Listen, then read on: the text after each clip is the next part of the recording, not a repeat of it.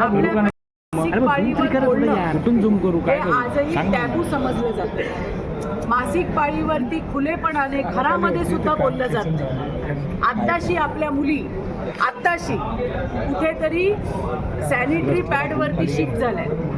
याच्यामुळे या दिवसांमध्ये कशी स्वच्छता राखायला हवी, स्वच्छता न राखल्यामुळे सर्वायकल कॅन्सर सारखे असे आजार, आपल्याला जीव घेणे आजार होत आहेत. जगामध्ये जितक्या महिला या सर्वायकल कॅन्सरने म्हणजे गर्भाशयाच्या मुखाच्या कॅन्सरने मृत होतात, त्याच्यात सगळ्यात जास्त आकडा हा आपल्या भारत देशाचा आहे. हे अतिशय दुर्दैवी आहे. आणि त्यामुळे आत्ताशी आपल्यामध्ये कुठेतरी अवेअरनेस यायला लागला आहे. आणि असं असताना जर शाळा या पाळी येण्याचं, पाळीच्या रक्ताचं ज्या पद्धतीने त्यांनी ज्या ठिकाणी मोठं स्तोम माजवलं, तर हा बाईच्या बाईपणावरचा हल्ला आहे आणि तो आम्ही कधीही खपवून घेणार नाही.